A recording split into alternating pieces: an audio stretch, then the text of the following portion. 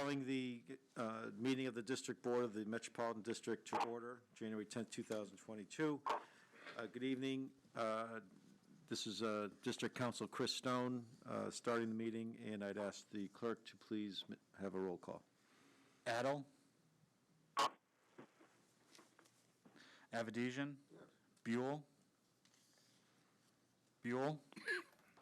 Bush. Here. Curry. DeBella. Here. Was Commissioner Curry here? Here. Thank you. Drake. Here. Gardeau.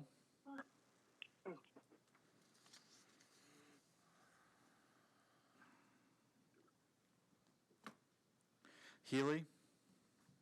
Here. Hoffman. Here. Hoheb. Here. Holloway. I see Commissioner Holloway on the WebEx. Yono. Cambly. Here. LaChance. Here. LeBeau. Here. Lester. Here. Lewis. Magnan. Here. Maniscalco. Mandyke. Here. Murata. Payne. Patel. I see Commissioner Patel on the web. Thank you. Yeah, here. Potowski. Salemi. Here. Sweezy. Here. Taylor. Here. Torres. Here. Vecino. Here. Wolf. Here. Carrier. We have a quorum. Thank you, Mr. Clerk. Please, Buell is here. Thank you, Commissioner Buell. will everyone please rise for the Pledge of Allegiance? Pledge allegiance to the flag of the United States of America, United States of America, and to the republic, which stands one nation, under God, indivisible, with just Thank you very much. The first order of business is the election of a chairperson. The temporary chair recognizes Commissioner Sweezy for purposes of a nomination. Okay, I'd like to nominate William DeBella for another term as chairman of the district. Just give a few reasons. Bill's leadership, working with both parties, Democrats and Republicans. I mean, you can go in his office any day of the week and talk to him. And his ability to listen to you, he may not agree with you, but he'll tell you honestly, hey, you know, do what you got to do. And, but years ago, 20 years, 15 years ago, 20 years ago, this commission was really split Republican, Democrat. There were mostly party lines. Maybe there was a couple of us that broke from the parties, but since Bill, in the last, 10, 12 years, he's been chairman a lot longer, but, it's really been for the best of the district, and that's one of his I believe, one of his strong points. The other thing is, I don't think you've ever seen Bill DeBella miss a meeting, whether it's I've never seen him miss a board meeting when it's been called, but he hardly misses a committee meeting. He's at finance, he's at water, he's at PP&I. He makes them all. Plus, he also meets with Chris and Scott, of course, on a regular basis, but he also meets with the town managers and the mayors of our given towns. Whenever they have a concern, Bill will come with any commissioner to the town and address those problems. I don't think there's a person here that will spend the time that he will. Bill's been here since 1975. The knowledge, I know I'm making you older, but the knowledge that he has is just unbelievable. I mean, he'll tell you 50 years ago, before he was here, what happened. But his knowledge of the district is tremendous. He's also always looking for possible opportunities the district may have, whether it's, and some of the things are on the agenda tonight, energy, solid waste, the biodiesel, which we've had UConn work with us for the last couple of years, has all been under Bill's leadership. I mean, they're not all going to work out, but he's looking at different options that may help us out. In the past 6 months, he started up something we did for years here. He's meeting with the unions again, and, you know, not on contract stuff, but on issues that the employees may have. He's brought one of those issues to me, which I talked to Scott tonight, we're going to address over the pension. But it's a relationship, again, he's put together with the unions, the employees. So for those reasons, and I can talk longer, but I won't because I'm looking at the clock. I would ask everyone to support William Bill DeBella again for another term as chairman of the district. Thank you, Commissioner. For purposes of a second, the chair recognizes Commissioner Salemi. Thank you, Mr. Counsel. And I don't want to take a lot of time to do this, Ray. Thanks. You did a great job recalling some of the important things that have happened. But Bill has been our chair since 2002, in his tenure anyway, and that's 20 years. And just remembering, there's so many new commissioners who wouldn't remember some of these things, but in 2002, the commissioners and the staff were sort of reeling around from having to deal with the adoption of SAT, the institution of SAP versus the old IBM mainframes that we had. We spent about 3 years wrestling with that and didn't get it right for years later. But Bill had to guide us through that. We had an acting CEO when he became the chair. And then the CEO we hired was only stayed for a short term, not even 2 years. We had letters from the EPA telling us that we were going to have to do something like a clean water project. Nobody knew exactly what it was going to be. But Bill's been here from the beginning when we started that. We hired Chuck Sheehan while Bill's been here.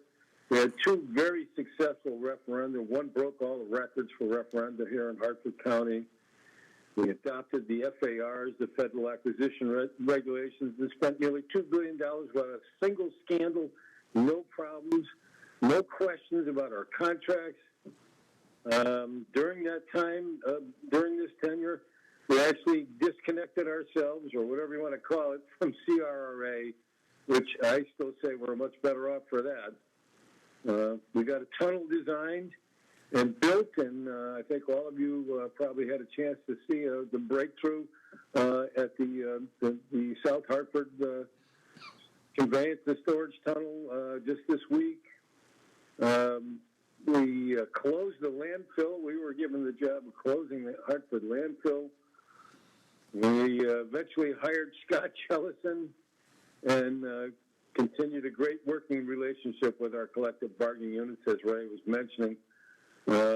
Somewhere back in there, Bill gave me the opportunity to produce the first strategic plan back in 2005 that the district had undertaken in something like 50 years.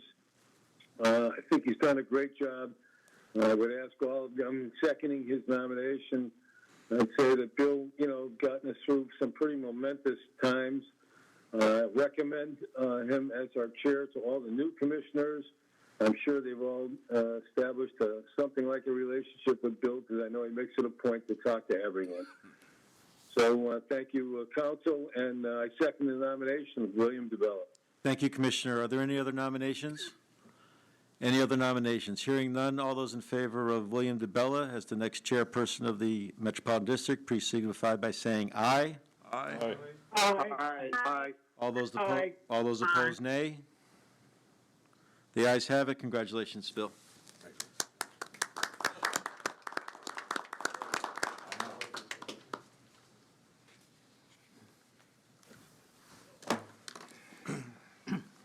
Thank you.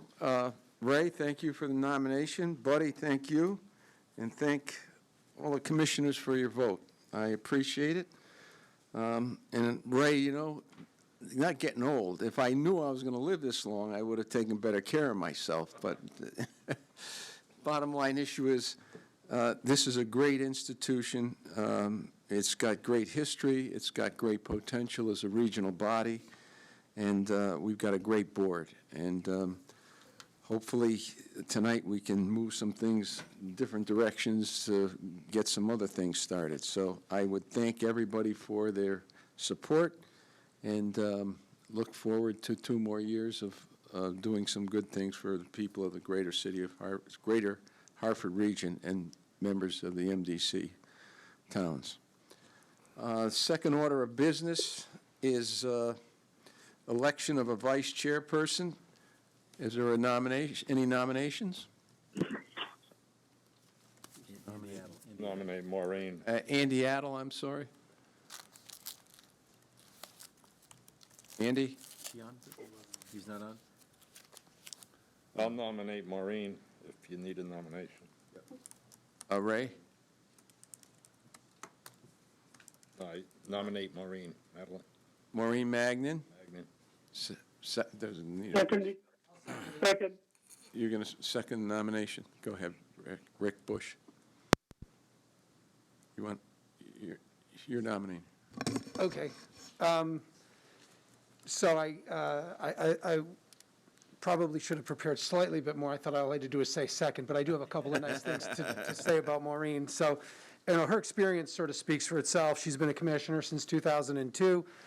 She was chief of staff to the Speaker of the House, Joe Arsimowitz, for a bunch of years. She's currently deputy commissioner of the Department of Consumer Protection. And even though I generally align myself with the other side of the aisle than Maureen, she has been a person who I've gone to for counsel. I've spoken to her many opportunities. She's kind.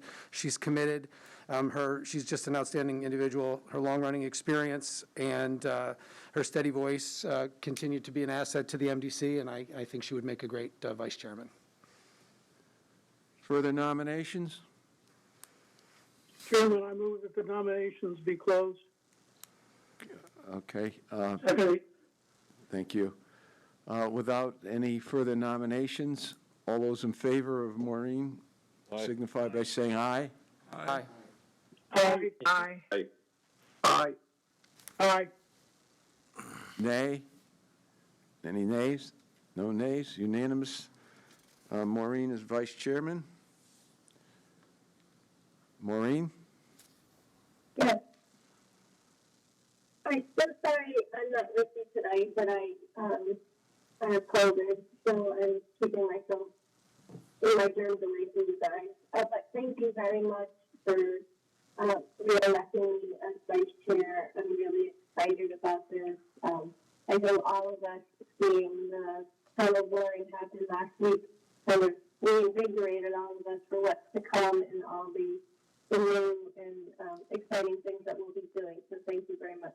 And thank you to Rick and to Ray for nominating and seconding me. Thank you. Okay, item number 6. Appointment of the Committee of Organization. Is there a motion to move the Organization Committee, a recess for the... Nope, sorry, Bill. The chairman appoints the Committee on Organization. Okay. So no Move the motion. recommended names in front of us. Okay, I've got to move for a motion to... It's the chairs. You make the appointments to the Committee on Organization. Okay. Would you like me to read the names Yeah, would of you organization? read the names, please?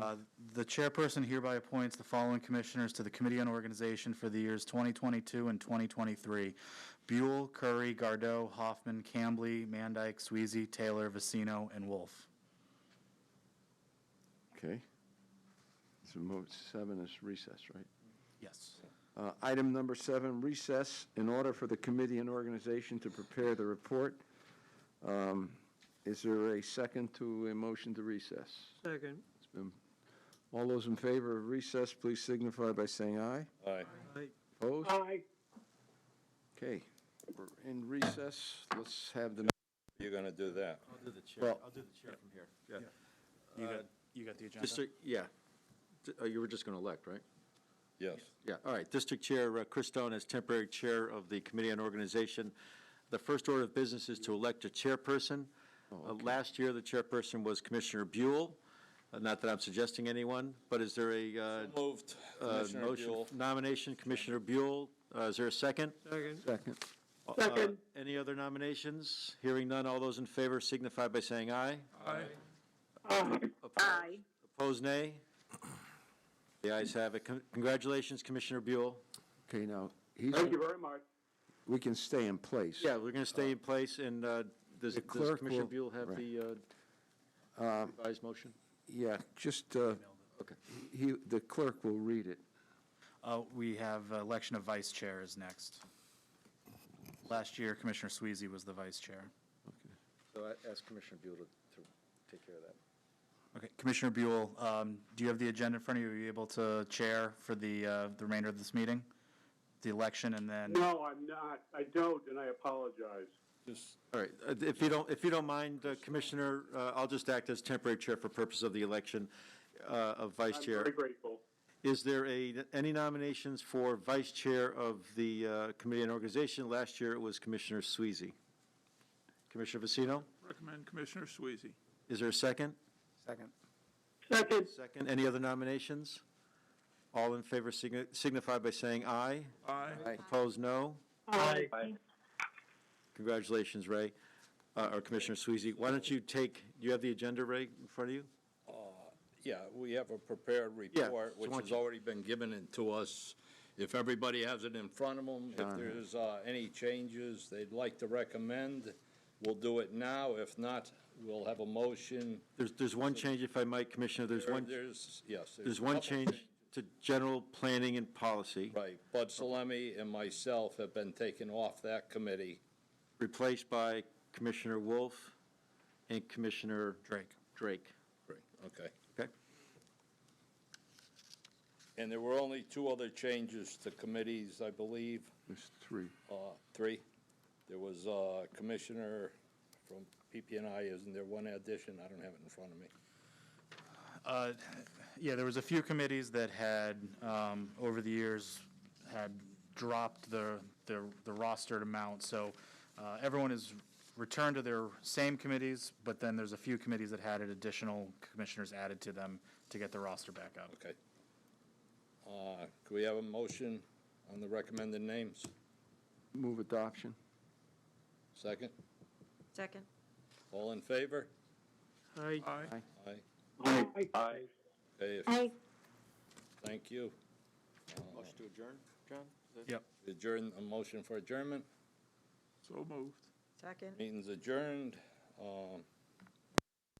Thank you, Commissioner. Bill, we're going to reconvene.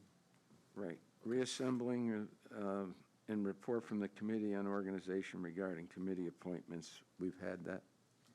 Now we need to do it at the board We level. have to do it at the board level. Ray? Okay, the list of commissioners as recommended were approved by the committee.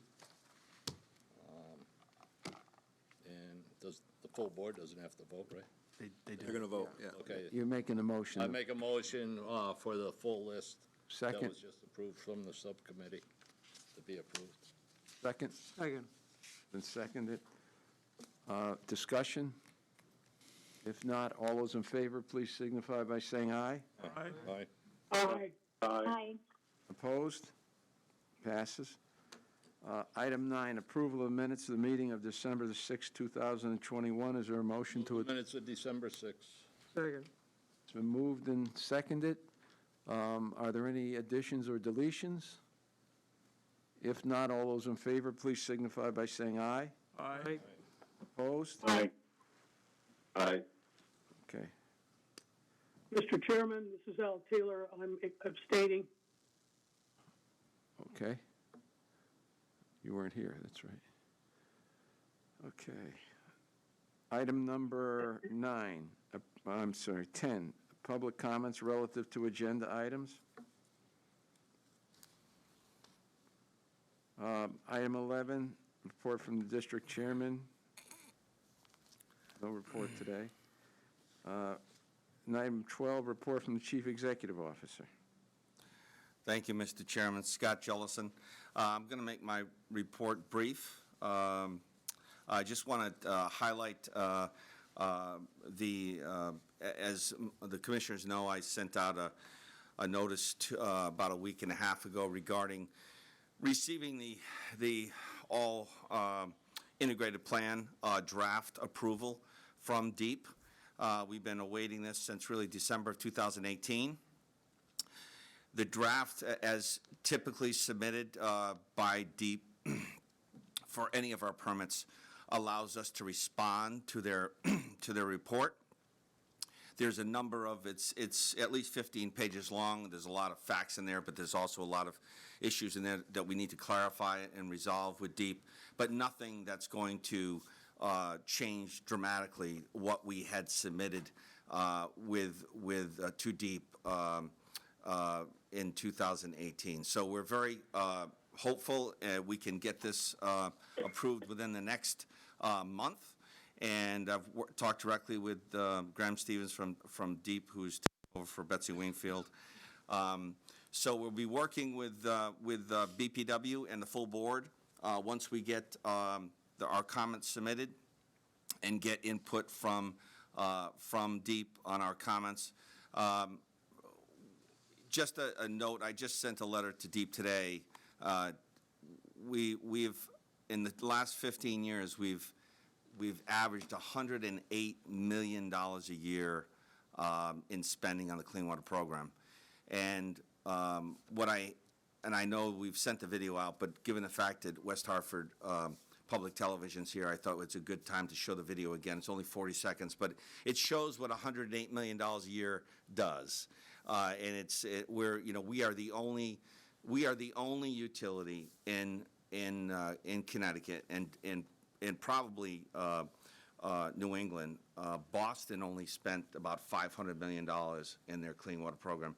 We're spending $3 billion. So I think it's appropriate. This is an engineering feat. I mean, to drill a tunnel 4 miles from one point to the other and actually hit what we refer to as the bullseye is completely impressive.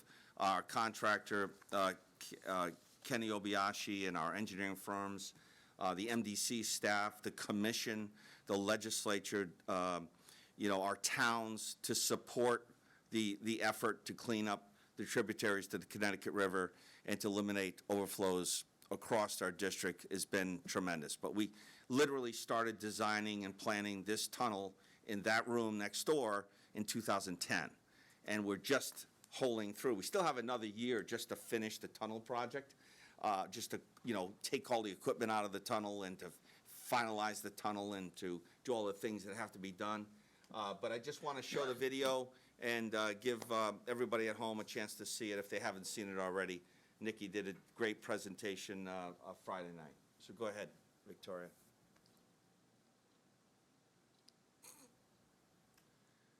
This tunnel machine is about 22 feet in diameter, and this started literally 4 miles away, and for it to hit the center of the drop shaft, less than 50-foot diameter is quite amazing and quite a challenge.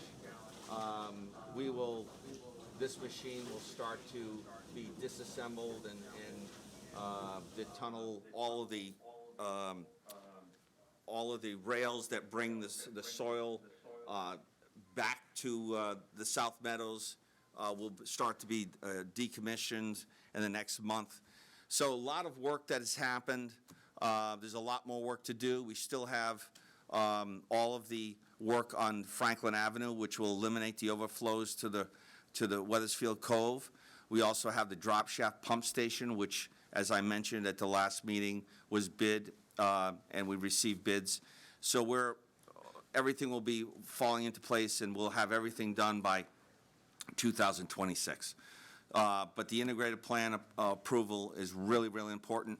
The goal for the integrated plan is to start working as quickly as possible in the northern part of Hartford, in the Granby Blue Hills area, and we'll be doing about $500 million worth of separation work.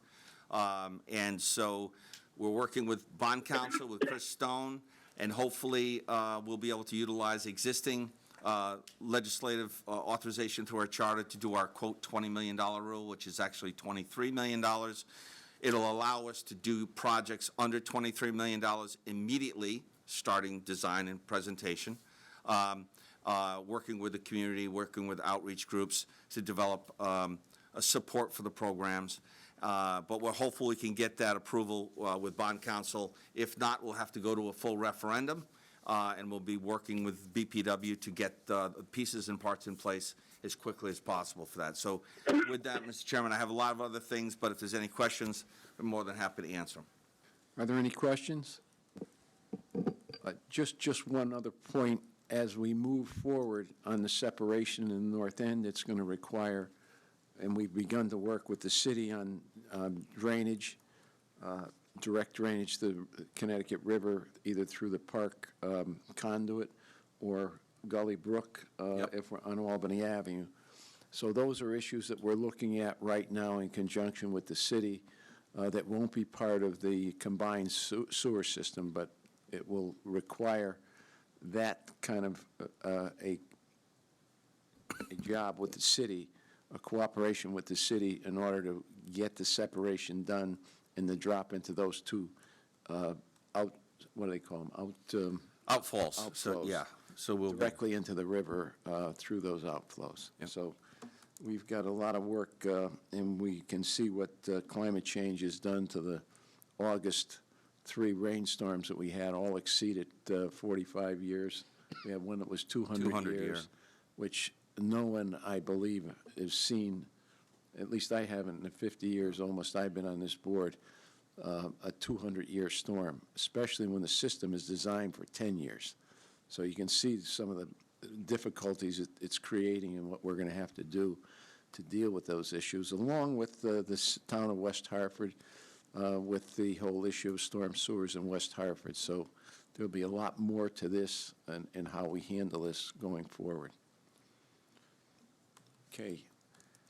No further questions? Okay. Item number, let's see. 13, report from the district council. Thank you, Mr. Chairman, and very briefly, just picking up on Scott's last comment regarding the amended long-term control plan. We have developed a language that will enable us to use our $20 million rule to finance some projects internally. It will be up to DEEP to approve that language and that modification. So that's what we'll be submitting. Bond council has approved the language. I've approved the language. So that's moving forward. We have several items on the agenda tonight that you'll be hearing more from me, probably too much from me on. So I'll cut my report short. Certainly answer any questions anybody might have. Are there any questions of council? If not, item number 14, District Clerk, service of tax warrants for the fiscal year 2022. John?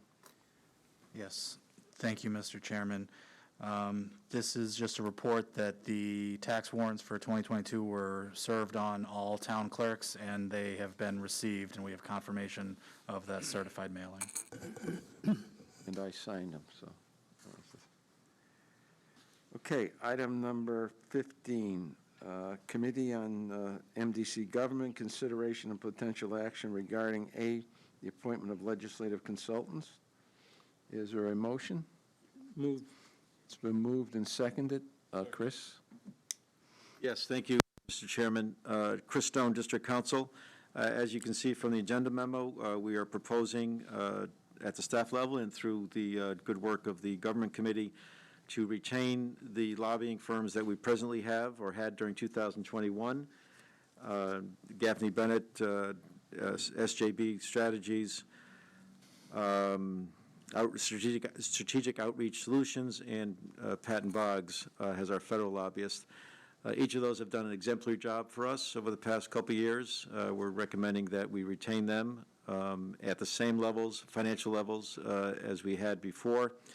One of the things that we're going to add to the contract at the suggestion of the chairman of the Government Committee and the committee itself is that As to their state lobbyists, they will be reporting at least monthly to the Government Committee as the session moves on. It's not going to start until the first week in February this year as a short session, but you'll see us February through May, if not beyond that, with special sessions, but certainly February through May in reporting what goes on and to obviously elicit your input on things that are before the legislature. So with that, we encourage the board to approve these lobbyists.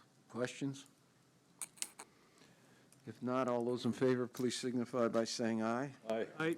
Opposed? Aye. Aye. Aye. Thank you. Opposed? Oh, okay. Item B, revision of the bylaws, B1J, telephonic attendance at meetings. Is there a motion to receive the report and adopt the resolution? Move it. Moved, second? Second. It's been seconded. Chris? Thank you, Mr. Chairman. And again, the Committee on Government passed this bylaw amendment. It's a revisit of a bylaw amendment that was passed by the board back in, I believe it was November of 2021. At that meeting, we not only reinstated our use of virtual meetings, but also added an amendment that as of March 1, 2022, unless revisited by the board, that the provision relating to participation by commissioners remotely as being part of a quorum would be eliminated. And so what we have now, presently the bylaw provides that if you're participating remotely, you count towards the quorum of the meeting. If the amendment goes, or if the stricken language was continued after March 1, participating by remotely, you would not be counted as a quorum. What we've provided here is eliminating that limitation that's consistent with the governor's executive order back from early 2021, and it's consistent with Public Act 21-2, which the legislature allowed us to hold, or municipalities to hold, remote meetings and have that participation count as attendance for purposes of a quorum. We will be consistent with that law if you approve this striking of this language.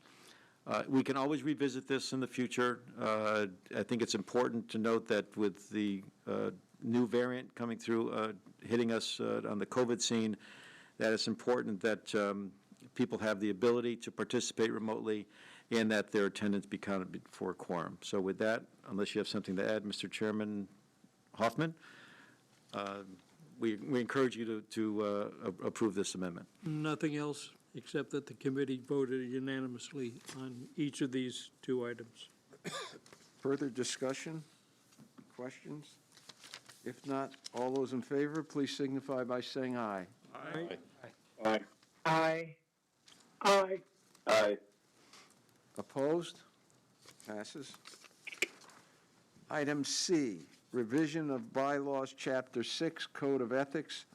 Recommended action, receive the report and adopt the resolution. Is there a motion to adopt? Move it.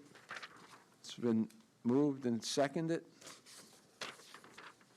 Second. Okay, discussion. Chris? Yes, thank you, Mr. Chairman.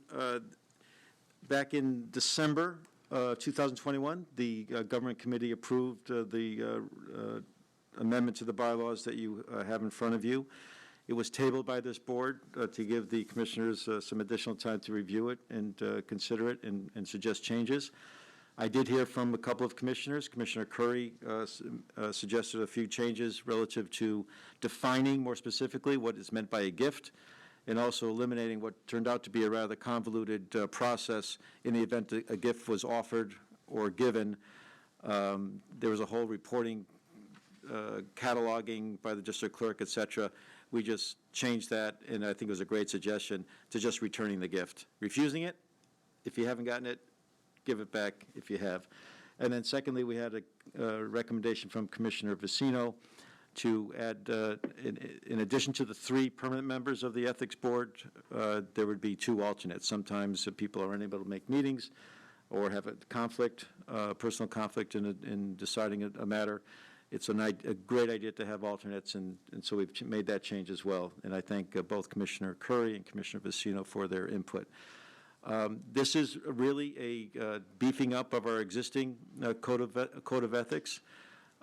We have faced this issue repeatedly over the past several years in the legislature where either legislation has been proposed to mandate all municipalities to develop a statewide model code of ethics, or specifically that the MDC develop a model code of ethics. Well, we already had one, and now if this passes, we'll have one that is a little more vibrant and more detailed. So with that, I'll answer any questions anyone might have, but we urge your support. Are there questions? If not, all those in favor, please signify by saying aye. Aye. Aye. Aye. Opposed? Motion passes. Thank you. Item 16, referral with discussion regarding to the Public Works Committee, which several of these proposals all of the proposals will go to. Obviously, we have seen a great job done by this board and its staff relative to taking MDC's operating budgets down through basically reducing personnel to a great extent. I believe we've gone from about 700 employees to about 454. To 438 this year. 438, okay, 438. I think we're all concerned about the reduction. I think we all agree that going anywhere below this would be injurious to our ability to provide services and do a lot of other things. However, that being said, there's two sides of a budget. One is obviously the cost of doing business, and the other is raising revenues to be able to support the service that you're providing.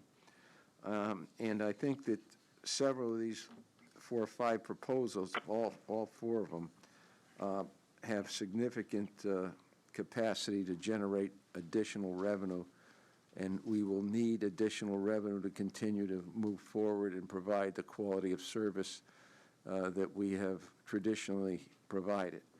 And those issues before you are in consideration also for our district towns relative to things like the issue of solid waste disposal. When you see what's happening relative to Mura going out of business, and there's a whole series of potential issues on this that will be discussed, debated in the board of the Committee on Public Works. Sludge disposal, obviously a major issue, a major revenue stream for us. We're confronted with a significant amount of federal requirements and meeting environmental standards that continues to change, and we've got to look at that for new technology. Electricity, we're seeing dramatic increases in spikes. We have more demand of electricity with the new pump station alone in the South Meadows will be almost a megawatt of electricity to operate. There's several alternatives there that staff is dealing with now, and will deal with this in the Public Works Committee. And also biodiesel, we've been in a relationship that's talking about working this out going forward based on patents that the University of Connecticut owns. And that's another issue that the staff has been having conversations, and we're waiting for see what happens in the Danbury. Danbury's going to be the first ones to implement this kind of technology on a much smaller basis, but we want to make sure that being the largest wastewater treatment facility in Connecticut, that based on volume, that we have the ability to meet the standards of the biodiesel that gets created off of our fog, fats, oils, and grease in our system. So what we're going to do is we're going to refer these working pieces to Public Works, and those people that are not members of the Public Works Committee would also have the right or the ability to work along committee at public meetings and everything else, so that we have a rich involvement of our board in this process. And then what makes sense will be brought back to the general board, and any money that we expend along the way will be approved by this board for whatever we do. So it's going to be an open book on how we deal with these issues, and that's basically what we have. And if there's questions, we'll be glad to. Ray, go ahead. Yeah, I think, Scott, if the way you've been cutting staff over the years, without cutting staff this year, we're probably gonna have $1 million shortfall right there, right? By not cutting people. I mean, if you're not cutting, we've been saving like $1 million last year by not rehiring. So I agree with Bill. You don't even have to. Yeah, I don't quite understand the question, but. Yeah, okay. But I agree with Bill. The only thing is, I would like to see in the future, anytime we go into a new project to look at, if we spend, say, over $20,000 or a certain dollar amount, it comes back to the full board to know it's been going on and that we're doing it. There's got to be a dollar amount where you or Chris can spend up to that. I'm not saying for a legal problem. I'm saying for something, a new project, for a possibly new revenue. There should be a limit to how much can be spent before it comes back to the full board. And that's the only thing I have. I would recommend that we use the discretion of the board, the manager at the $25,000 level. That's fine. Because anything above $25,000, we have to to go come out to back bid. to this board. Unless for it's approval. legal. So let's use, 25,000 is perfect. Well, I just want to clarify, so I understand your point about, new endeavors and new, so we purchase lots of things that are above 25,000 that were budgeted, that we procure through a public process. I don't think that's what you're referring to. I'm going more Yeah. as the agenda item, Sure. solid waste, Yep. possibly in the South Meadows. We did bid the Yukon money, that came to us, okay? So for biogrease, No. We haven't spent any money, I really. know, but for the study, we paid study- the interns. We did Yeah, pay that was the under interns. 25,000. That's under Yeah. 25, but it still came to us, okay? Yep. It came to some subcommittee. We 'cause I saw it. updated you, but we didn't, but Right. the board doesn't approve. But anything but- over 25,000, say for, the sludge, electricity, Sure. if you're gonna spend, it comes to us so we know it. And that's more, not on your side, it's more on Chris's side. Well, I guess the issue would be is, whatever we spend is going to come back to the board by virtue of the chairman of the committee will Fine. respond.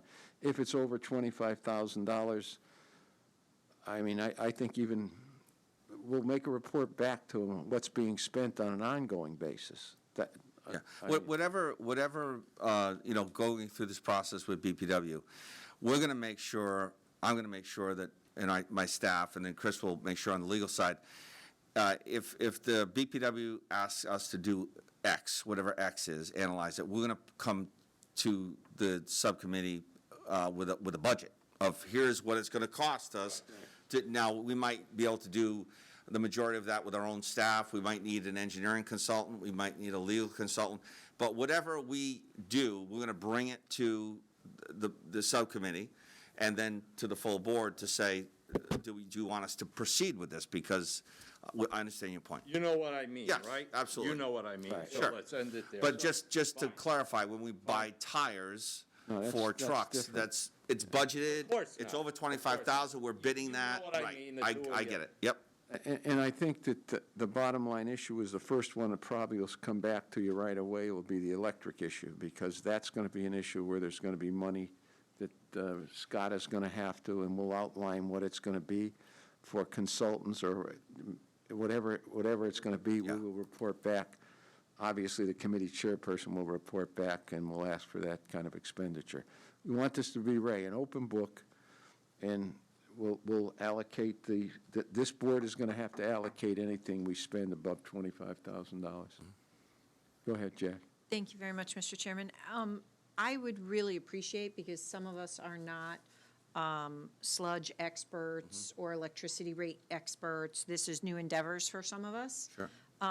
That there be at least maybe, following any kinds of other discussions, maybe the commissioners could receive beforehand, like a little bit of a briefing package. Yeah, Whether that's good. I'm not saying staff needs to spend hours writing us something, but if there's articles, if there's, information that at least gets us to be a little dangerous when we're talking about this, so we can understand it prior to meetings, and that we're just not getting the information, so we can have more of an educated discussion about whether or not we want to go into this more fully, or what we want to do, I think that would be extremely helpful. And I also want to just make sure that we know that, I believe, if I'm not mistaken, the city of Hartford has out an RFP and has received responses to an RFP that gives options for the South Meadows Development Project, and what could we do over there. They haven't done it already. I believe that they are planning to do it. And I think, we should at least be, look at that report once it comes out, and not just go off on our own, but look at that and what the city has done before we start developing anything. If they've already committed dollars and they've already gone through this process, I think we need to at least start at that point. And I guess I would say that for all of these four. So if I could please. I think, Jackie, you're referring to, they took a position on, the city took a position on resource recovery facilities. And that was that they don't want in excess of 3.5 to 4 million, 350 to 400,000 tons on a site in the South Meadows, and that they don't want mass burning. There were several issues that they discussed on that. The existing facility down there that exists right now is about 980,000 tons that they were using. They don't want that many trucks down there. That's one of the positions the mayor has said. Right, Mr. DeBella, or Chairman DeBella, I think, if I'm not, and I'll check on this tomorrow at work, but I thought that they had also started some just urban planning, urban design on what the possibilities could be down there for South Meadows. I'll recheck, but maybe my information is a little bit ahead. If I may, Mr. Chairman. In the planning department, I'm not talking about any kind of, but this is like in the planning department, but I can check tomorrow. They definitely have done that, yeah. If I can, Scott Jellison, if I can just clarify, though, when we're talking about the sludge, we're talking about sludge at the wastewater treatment plant. Right. And when we're talking about, the trash plant, two different animals. 100%. Yep, okay, so I just want to clarify that. Yeah, but the position they took was the existing facility that they have down there, they do not want, they want that to go away. Correct. And they're talking about a smaller project, which would easily facilitate the 8-member towns that we have that represent MDC. Not pointing those out, but the amount of waste that would go into that facility would not exceed that number, because they don't want anything as large as that down there, because they have other economic development issues they want. Further discussion? Okay. If so, the motion, did I ask for a motion to refer? Motion to refer to the Board of Public Works? So moved. All those in favor signify by saying aye. Aye. Opposed? Aye. Opposed? Okay. I gotta be quick. I guess that's about it for, oh, I'm sorry. One last. Item 17, discussion regarding potential sale of 705 Keeney Street, Manchester. Is there an executive session on this? Okay. If I, It's a discussion issue. Yeah, it's just a very limited issue, and just by way of background, if I might, Mr. Chairman, when we sold the land in Glastonbury to the town of Glastonbury, there was also a 27 plus or minus acre piece just to the north of the Glastonbury site, which was in Manchester, and it's still in Manchester. That site was offered to the town of Manchester as part of, in compliance with our charter. They've expressed an interest in that site. If you recall, this was part of the transfer initially to the pension fund, and then we bought it back back in the fall for some amount of money which reflected the actual return that the pension fund would have received on that land over the course of time. So it's now owned by the NDC. We've offered it. John is passing out, the clerk is passing out a map for purposes of a visual of this next discussion. The issue has been before the Board of Directors of the town of Manchester. There's been a talk of an interest in the pink portion of that which I'm handing out, or John's handing out. Represents about 60% of the parcel that we own, not the whole thing. And as you recall, one of our interests was to convey this property or transfer this property as a cost avoidance measure as much as it was to raise revenue.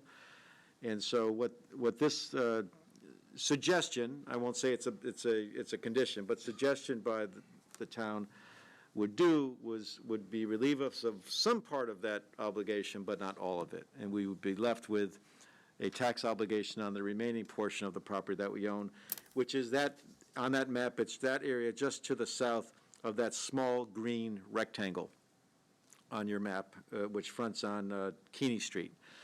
So my suggestion is that we thank Manchester for their interest in this proposal, but that we really are interested in selling the whole rather than breaking up into parts, and go back to them and communicate that to them and get their response.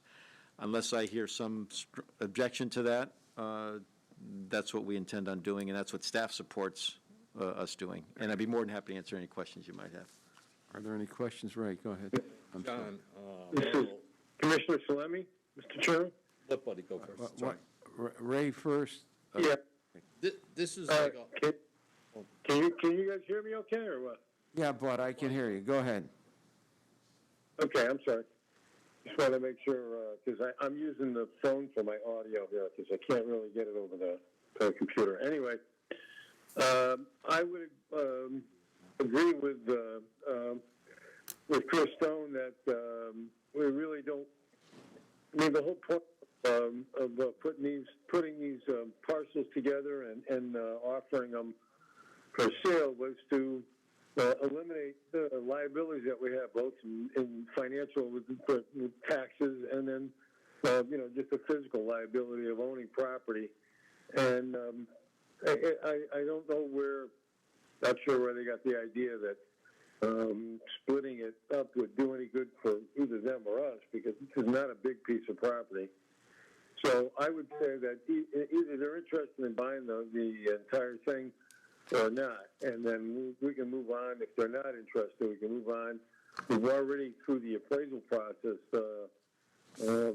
come up with an idea where a developer could certainly get. I don't remember what it was, Chris, but it's either 2 or 3 lots at least, and that there's public water and sewer supply in the area. So, I mean, there's an opportunity for us to sell the whole thing at once, and I'd rather not see us get tied up with breaking it up and then still having a tax liability at the end of it. So I agree with Chris Stone on that one. Ray? this is the parcel, John, you went to court on and reduced our taxes. So our tax liability is well over 100,000, right, a year? No, the appraised value, Was 100. taxes are, I want to say, 10,000 now? Yeah, 1,000 now? It was 10, we dropped it to 7, I think. even better. Yeah. Well, we went in on a tax appeal. Right, That was a right. tax appeal that we claimed that was worth $100,000, wasn't it? Correct. Yeah. Okay. Right now, the assessment's based upon a value lower than where they had it and higher than where we wanted it. Right. Okay, thank you. I agree with Chris. Rick? Just some, I mean, I'm a real estate guy, so some of the questions are, first of all, what's the actual value of the land of the assessor's office in Manchester? $240,000, And what was the amount that we transferred to the pension? $72,000. No, that we bought it from the pension for approximately $72,000. Okay, I won't ask why the. We had it delta. appraised, well, the town has a high number. We had it appraised as part of our due diligence in buying it back from the pension. Okay. Under the agreement between us and the pension fund, we were to buy it at either the return value or the fair market value at the time.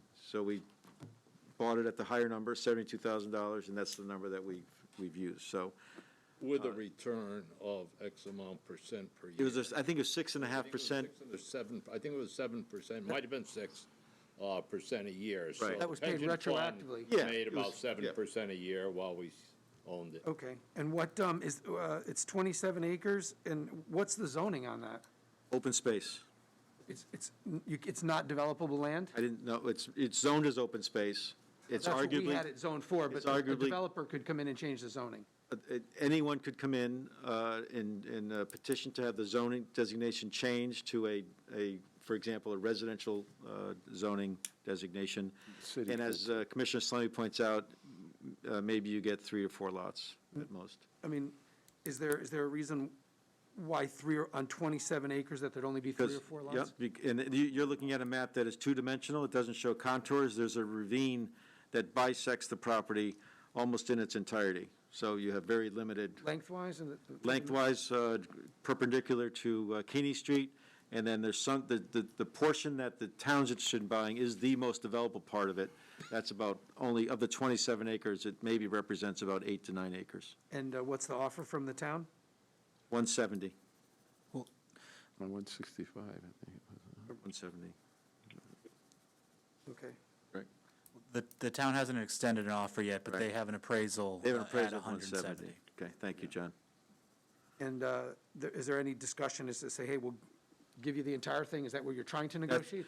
I didn't want to make that decision without bringing it to the board as to their suggestion.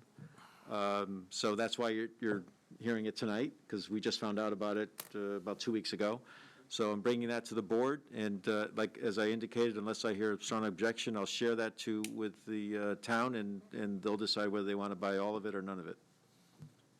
Sounds reasonable. If I may, Scott Jellison, we'd spend $15,000 survey subdividing it, just so we could sell it in pieces. Not we did, we would. We would, and Assuming that we didn't the negotiate taxes that will go thing. up, and we'll be spending $7,000 a year for a smaller piece. And the leftover land is not, there's no value to it as far as being able to be Well, developed? I mean, that all land has value. Landlocked. But it's not the most valuable portion No, of the property. it's They can get not. out to Keeney They'll Street. sell it for They $100,000. can. No, yeah. no. Yes, Mr. Chairman, Commissioner Curry. Commissioner, go ahead. Yeah, I had an opportunity a year or so ago, whenever this property first came up, to go over and attempt to walk some of it. And a ravine is to say the least. The only thing in the property would be good for is raising mountain goats. The fact of the matter is, though, Chris is absolutely right. In the long term, I mean, we would be better off even accepting less for all of the property and not have to pay for taxes for forever and ever. So I hope to support Chris's proposal. I don't need a vote. Further discussion on this? So we're just, Mr. Chairman, yes. one additional item I'd like to bring up. This is Commissioner Slemmy again. So in the original discussions with the town of Glastonbury that took place shortly after we did the RFP for golf courses and housing on this property, and just before you became chair, Mr. Chairman, I'm sure you remember that. And we met with them in 2004, met with the town manager and the mayor, and started about how they wanted to purchase all the property. And so in that discussion, I asked that they, make sure that we record that this piece of property was part of the old East Hartford Water Company, which is how the MDC came to own all this property. And that any deal that we made for the property to be transferred to the town of Glastonbury would have to include them taking this piece, even though it was in Manchester, because we didn't want to get stuck with a landlocked piece that was hard to develop and so forth. And as that deal, came apart a little bit, the final deal, they didn't buy all the property in Glastonbury. And this got subdivided off, and it was easily subdivided off because it wasn't in Glasgow, it was part of Manchester. And so, the worst that we thought might happen has come to pass, where we're stuck with a piece of property that was connected to a much bigger piece before. And as Commissioner Curry said, not really easily developed. You'd have to be a really, experienced developer to get those 3 or 4 lots out of it. So I would say that, any plan that, calls to, for cutting it off and leaving us with a piece of it is not a good idea for us. And as Commissioner Curry just said, the whole strategic plan behind, selling the surplus lands, and there's a lot more, then we still have a lot more of the surplus lands, was to reduce the liabilities that we have, both the fiscal liabilities of paying taxes and the other liabilities that come with ownership of land and having other people have easements across it. I don't think this one does, Chris. I don't think it has. It doesn't have an Eversource easement on it or any of that kind of stuff. So, but a lot of our land does. So, again, I'd say that either they take the whole thing or we try to sell it to a developer. Okay. There's no action on this. There's one other potential revenue raising issue that exists. The chairman of the Board of Finance had raised a question about surplus land. They just discussed that there was a lot of additional land that potentially could be for sale, and Bud has done some work on that. But it's got to be done in conjunction with the Water Bureau and the Public Works, because there's a couple of pieces. One was a Public Works piece in downtown Hartford that has a need. We have a need for it over, the next 20 years? Yeah, it's for the Clean Water It's Program. for the Clean Water Project, and it was actually purchased with clean water money, so that one has to be set aside. And I would assume, Ray, you'll work with Buddy on the surplus land on the water side, because almost all of it's on the water side. And that's an issue that the chairman will be preparing a budget for, and what he wants to do and how to do it. And with Ray, they'll come back to the board or to the board with a recommendation. Is there further discussion on land? Anything else that we have to discuss? Yes, excuse me, I have a question. This is Commissioner Payne. Yeah. My question is, are we using staff on moving this forward with the surplus land instead of outside counsel? We haven't decided how we're doing anything. We've got to sit down and have that discussion between public. And has any funds been spent yet on this Manchester land? Not that I know. Through you, Mr. Chairman, District Council, no. No. Further questions? We did an appraisal, correct?